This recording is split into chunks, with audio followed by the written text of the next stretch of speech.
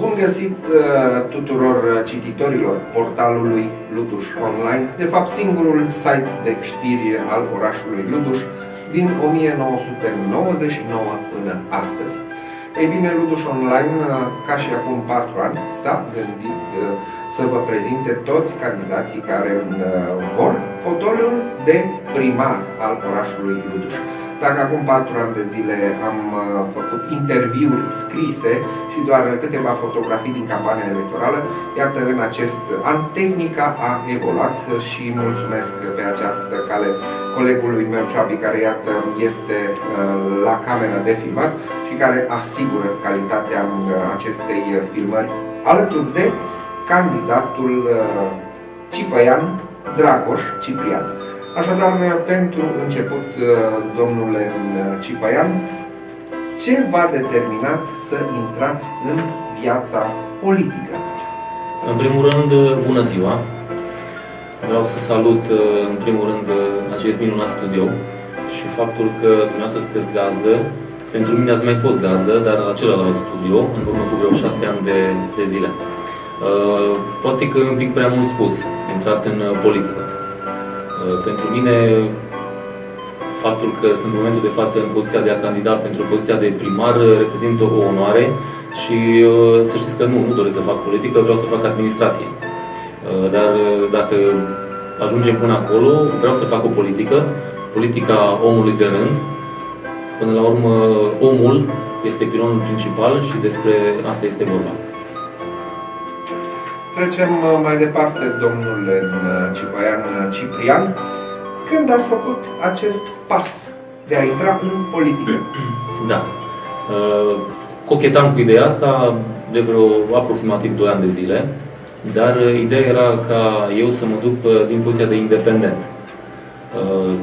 După numeroase discuții avute cu cetățenii orașului Luduș, practic, după numeroasele invitații ale celorlalte organizații politice din oraș, mai puțin din partea Partidului Social Democrat, am ajuns totuși să cred că rezonez cu cei din Partidul Mișcarea Populară. De ce spun acest lucru? Pentru că discutând cu acele persoane, în speță domnul Marius Pașcan, respectiv Valentin Bretfelean, am ajuns la un, poate e mult spus, numitor comun. Avem într-adevăr aceleași idei, aceleași concepții, doar că eu am menționat și țin să menționez de fiecare dată, nu voi promova sub nicio formă un partid politic, vreau să promovez propria mea persoană și propriile mele idealuri și obiective pentru orașul Luduș. Să trecem mai departe la acest mini-chestionar, domnule Cipăian Ciprian. De când sunteți candidatul PMP-ului pentru primăria și Consiliul Local al orașului Luduș, fiindcă, iată, ne-ați spus în mare de când ați făcut politică, dar dacă ați cochetat și cu alte partide, ați specificat și cu cine nu ați vrut să strângeți mâna. Sau să vă strângeți mâna, ca să spun așa, nu să strângeți mâna la ușă. Deci, până la urmă, de când sunteți candidat al PMP-ului pentru primăria și Consiliul Local Luduș? Dacă este să o luăm oficial, este vorba de în urmă cu 2 săptămâni, practic. Dar dacă e să vorbim despre faptul de când sunt membru activ, mai exact din luna ianuarie. De ce candidați este o întrebare cât se poate de logică, cel puțin din punctul de vedere al redactorului, care se gândește la un anumit motiv sau la mai multe motive? Din punctul meu de vedere, cred că am ajuns la o maturitate suficient de bogată, încât să pot să-mi exprim punctele de vedere și din perspectiva acestui fapt.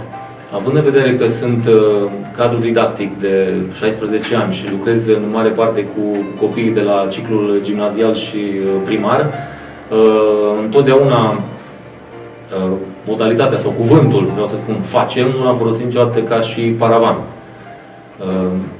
A fost întotdeauna pus în aplicare. Am și un moto, după cum bine ați realizat, totul pentru oameni. Ce înseamnă asta pentru mine?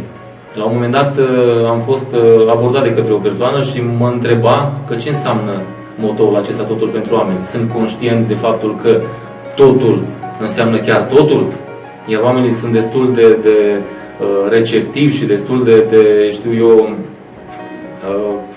pretențioși și am spus în felul următor. Oamenii nu vor chiar totul. Vor într-adevăr să aibă pe cineva în fruntea orașului care le apără interesele, care le prezintă un plan și un proiect pentru dezvoltarea orașului, care este tot timpul în sprijinul cetățeanului, este în mijlocul lor. Eu vreau să mă dedic 100%. Aici, practic, nu este vorba despre mine, este vorba despre cetățeanul de rând, despre proiectele pe care noi le avem, eu împreună cu echipa mea, pentru orașul Luduș, și asta vrem noi să dezvoltăm, să facem. Totul pentru oameni. Indiferent de statut social, indiferent de etnie, indiferent de, știu eu, apartenență politică. Practic, ceea ce m-a și determinat să prind această idee de a candida este, știu eu, lipsa, sau mai bine zis, prea multe abuzuri în punctele cheie, la locurile de muncă și în societatea de zi cu zi. Continuăm discuția noastră aici, în cadrul interviului pe care portalul Luduș Online îl ia candidaților la primăria orașului Luduș. Așadar, cine sunteți dumneavoastră, domnule Cipăian Dragoș Ciprian? O întrebare nu pe care vă adresez eu, ci pe care vă adresează toți ludușenii, care cu siguranță vă vor da sau nu votul în cazul în care poate nu le place ceva. Da. În primul rând sunt părinte. Sunt tata a 2 copii, Ștefan și Andrei, de care sunt extrem de mândru. Sunt profesor de 16 ani, sunt antrenor de fotbal, respectiv natație. Am avut șansa să fiu și angajat al primăriei orașului Luduș timp de 4 ani și jumătate pe poziția de instructor de not, unde am avut onoranta poziție să lucrez cu un număr probabil record de copii și adulți în același timp, 787. Dacă faceți o analiză, o să vedeți că la nivel național nu a fost niciun instructor care să poată să fie înconjurat de un astfel de efectiv. Pot spune că în această perioadă m-am perfecționat extraordinar de mult, am învățat extraordinar de multe, am fost înconjurat de atât de copii, v-am spus, cât și de către adulți.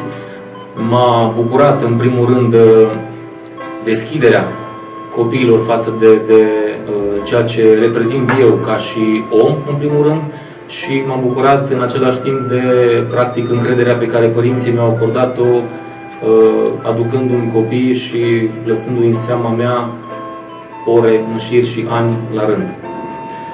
Mergem mai departe și vă întreb care este părerea dumneavoastră despre actuala conducere a României. Nu de alta, dar ludușenii trebuie să știe măcar ce spune un candidat local despre cei care, iată, de pe malurile Dâmboviței dirivesc soarta noastră. Ca să fiu foarte sincer, nu una foarte bună. Având în vedere că de 30 de ani ne schimbăm dintr-un partid în celălalt, asta nu înseamnă că putem spune sau vorbi de o stabilitate. Lumea are nevoie de stabilitate, România are nevoie de stabilitate, orice comună, sat sau oraș are nevoie de stabilitate. În momentul de față mărturisesc că nu există așa ceva. Cel puțin mie ca cetățean, că vorbim despre România, partidele politice nu-mi inspiră încredere. Chiar dacă în momentul de față sunt susținut de către un partid, Partidul Mișcarea Populară, pe mine mă interesează și sunt atras de perspectivele care le oferă și doresc oamenii să le ofere cetățenilor. În schimb, ca și, nu știu, conducător de țară sau, știu eu, ca executiv de parlament, cel puțin mie nu inspiră absolut nimeni încredere. Dacă tot ați pormenit de partidul din spatele noastre, se spune că în spatele unui om puternic se află, iată, o organizație puternică, este PMP-ul. De ce credeți că programul PMP Luduș reprezintă o alternativă la ultimii 4 ani de guvernare locală în orașul nostru? Având în vedere că nu am făcut parte din echipa PMP în ultimii 4 ani de zile, nu cred că aș fi în măsură să-mi dau eu cu părerea despre ceea ce s-a întâmplat. Însă, ca și orice cetățean al acestui oraș, probabil că aș fi îndreptățit să o fac. Aș putea însă să vă vorbesc despre proiectele mele pentru următorii 4 ani de zile, proiecte pe care le-am pus pe hârtie alături de echipa mea, o echipă formată din oameni tineri, în marea majoritate, dar în care există și oameni cu experiență, de la profesori la doctori, la antreprenori, la ingineri, la IT-ști, oameni simpli care și-au propus alături de mine să începem sau să încercăm să schimbăm în bine unele aspecte în ceea ce privește orașul Luduș. Ce vreau să vă spun în momentele următoare este foarte simplu și foarte clar. Toate aceste proiecte sunt realizabile în primii 4 ani de mandat, fără absolut nicio excepție. Și vreau să încep prin a vă spune că unul dintre proiectele mele ține de bunăstare, siguranță și dialog. Foarte, foarte importante. În momentul în care ai dialog cu cetățenii, mi se pare firesc să ai și performanță. Mergând mai departe, mai ales prin prisma faptului că provin din educație, din acest domeniu, mă interesează extraordinar de mult să punem în practică redeschiderea celor 2 școli din cele 2 cartiere, Gheja, respectiv Roșiori. Acum este o situație delicată, pentru că știu foarte bine, fiind cadru didactic la Luduș și lucrând în cartierul Gheja, știu că erau puse la punct absolut toate aspectele referitoare la acea școală. Nu știu în ultimii 3-4 ani de zile ce s-a întâmplat vis-a-vis de acea școală. Mai mult de atât, în cartierul Roșiori, știu că și acolo este o școală renovată, dar la rândul său închisă. Vreau neapărat, dacă nu se pot, repet, dacă nu se pot face cursuri, eventual să transformăm în activități extrașcolare, în care copiii pot să-și desfășoare activitatea alături de dascălii lor și, bineînțeles, totul spre a performa. Mergând mai departe, mă refer și la acest domeniu, la sănătate, foarte, foarte important din punctul meu de vedere, unde, după părerea mea, nu cred că există variantă de mijloc. De aceea vă spun, este nevoie de un alt management, de o altă viziune, pentru că în momentul în care vorbim de sănătate, vorbim practic de viitorul atât al copiilor noștri, cât și al oamenilor de rând. Un alt aspect privind un alt proiect al meu este axat pe mediu. De ce vă spun acest lucru? Știu că în localitatea Luduș sunt foarte multe probleme legate de poluare. Aș vrea ca în cel mai scurt timp să aducem la Luduș o stație pentru măsurarea toxicității aerului și să punem în aplicare cea mai bună soluție într-un termen cât mai scurt să putem rezolva această problemă. Mai mult de atât și mergând mai departe, există varianta ca în colaborare cu cei de la Opolul Silvic să se reia procesul de împădurire. Infrastructura, foarte importantă. Până la urmă, acest aspect este obligativitatea fiecărei administrații. Până la urmă, o infrastructură bună este practic o rampă de dezvoltare pentru orice comunitate, indiferent că este sat, oraș sau, știu eu, cătun. Transparență. Toată lumea vorbește despre transparență. Ce înseamnă de fapt acest aspect? Este foarte simplu. Toate proiectele care vor fi desfășurate în viitorii 4 ani de zile va trebui să fie în ochiul cetățeanului. Digitalizare. Un domeniu extraordinar de util, cel puțin în ceea ce privește viitorul, pentru că știm foarte bine, aparatul bugetar primărie, cel puțin la Luduș, este unul destul de aglomerat și ar trebui să încercăm să nu neapărat să subțiem, știu eu, personalul, dar să avem în așa fel încât posibilitatea să dăm oamenilor avantajele pe care ei de fapt le doresc. Să nu-i mai alimentăm cu, știu eu, posibilitatea de a sta la cozi interminabile, ore în șir. Se pot rezolva aceste aspecte într-un timp cât mai scurt, dar avem nevoie de digitalizare, cum vă spuneam. Referitor la un alt aspect, aici mă refer la meritocrație. Poate multă lume nu o să înțeleagă neapărat acest termen, dar este vorba despre, tradus așa pe limba fiecărui om în parte, băbește. Este vorba de meritul fiecăruia de a sta sau nu într-o funcție publică sau într-un, știu eu, domeniu propus de către terțe persoane. Sunt de părere că atunci când omul este profesionist și își face treaba cu mândrie, cred că merită să rămână în poziția respectivă. Dacă nu, ar fi bine să încercăm să înlocuim cu altcineva care într-adevăr își dorește să performeze. Vreau să deschid o paranteză în acest sens. Nu vreau să văd oameni supărați la locurile de muncă.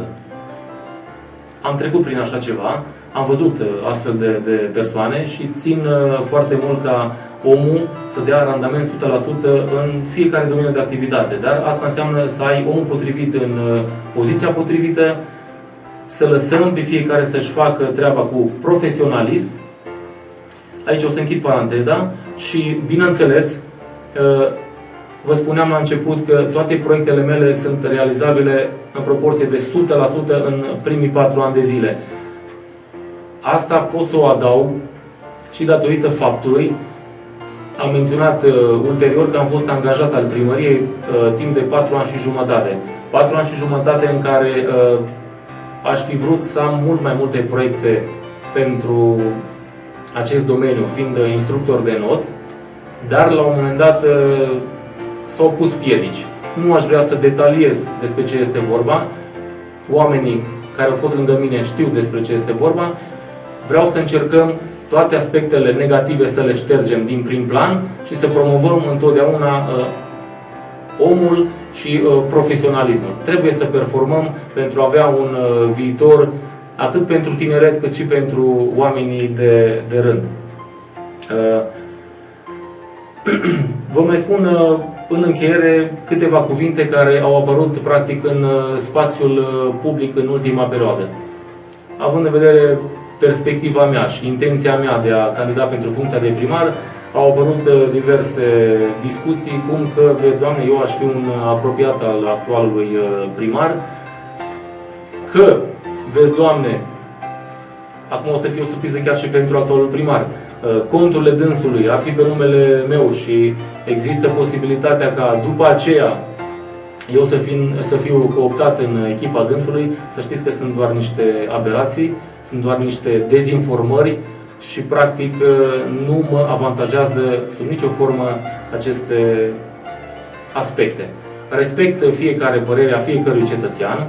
Mai mult de atât, să știți că în ultima săptămână, sau mai bine zis, în ultimele 6 luni de zile, nu am intrat în primăria orașului Luduș decât pentru a-mi depune dosarele pentru candidatură la funcția de primar, respectiv pentru consilieri locali. Nu am avut nicio tangență cu domnul primar în acest timp. Nu i-am propus și nu i-am spus niciodată domnului primar: până aici v-a fost și de acum încolo să vă gândiți că eu voi fi următorul primar. Până la urmă este o competiție, din punctul meu de vedere, o altă competiție sportivă la care iau parte 7 contracandidați. Votul aparține cetățenilor și cu siguranță ei și-l vor exprima pe data de 27 septembrie. Să nu încheiem chiar aici, domnule Cipoian, având în vedere că ați vorbit de o echipă, este o continuare cât se poate de normală a acestei propuneri a Partidului Mișcarea Populară. Haideți să prezentați pe scurt echipa sau, mă rog, să-i nominalizați pe cei care sunt pe lista consilierilor. Herepean Cornel, Pădurean Adrian, Negru Nicoleta, Moldovan Sorina, Bătăran Viorel, Șuta Sorin, Demeter Otilo, Vaidoș Ionuț, Negru Ștefan, Pârlea Gheorghe, Vâlcan Cristian, Mărginean Dorina, Pârlea Iulian, Vâlcan Simona, Hălmaciu Sergiu, Pânzariu Teodor, Oroian Mircea, Orosan Ela Veronica, Suciu Lia. Împreună cu această echipă vreau să ne dedicăm în întregime orașului și fie ca la finalul acestei competiții sportive, de altfel pentru mine și pentru absolut noi toți din această echipă, sperăm să ne respectăm, să stăm cu capul sus și să fim alături de cetățeni, indiferent ce postură suntem. O altă întrebare ar fi cât se poate de firească, naturală și mai ales o întrebare care ține și de domeniul în care lucrați dumneavoastră, fiind profesor de educație fizică și sport și antrenor. Dacă ar fi să vă alegeți un sport în care considerați că i-ați învinge pe contra candidații dumneavoastră, care ar fi acela și de ce? Poate v-ați răzvătit între timp, că mie, cel puțin cu microfoanele închise, mi-ați spus un sport. Da, o să-l menționez din nou, dar înainte vreau să fac o paranteză. Mersul pe sârmă. De ce vă spun acest lucru? Pentru că sunt un tip vertebral, iar în momentul când mă duc pe stradă, vreau să umblu cu capul drept, cu spatele drept, iar cetățenii să se uite la mine cu apreciere. Adică echilibristică pe sârmă? Din punctul meu de vedere, cred că sunt un tip echilibrat, sunt un tip care are coloană vertebrală și iar atunci când stau față în față cu cetățeanul, vreau să primească de la mine acel mesaj de încurajare, de alăturare pentru toate proiectele pe care eu doresc să le pun în aplicare. Iar ca să dau un răspuns final la întrebarea respectivă,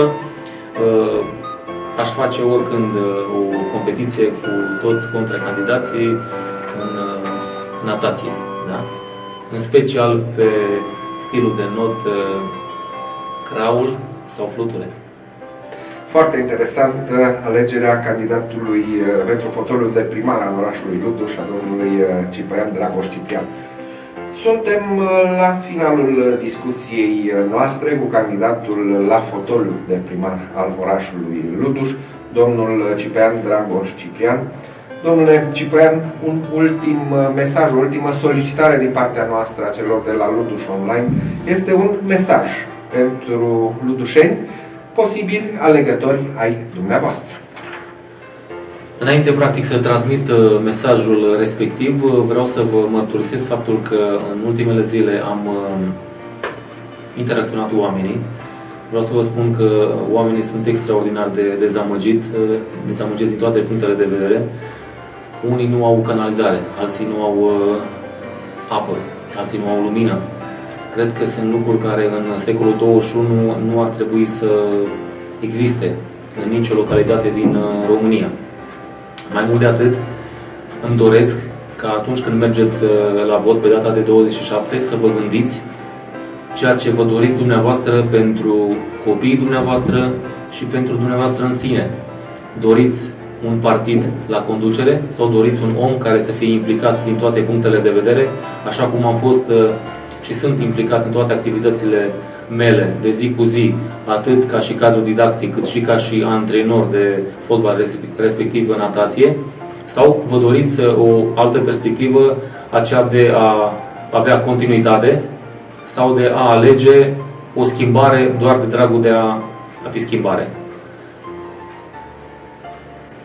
În încheiere, aș dori să urez tuturor contracandidaților multă sănătate, mult succes și indiferent cine va fi alesul cetățenilor, vreau să ne strângem mâna, îi urez succes acelui candidat ca în următorii 4 ani de zile să reușească absolut tot ceea ce și-a propus, iar eu la rândul meu peste 4 ani de zile să nu mai fiu pus în situația de a candida, pentru că acel candidat care a fost și-a făcut cu brio meseria.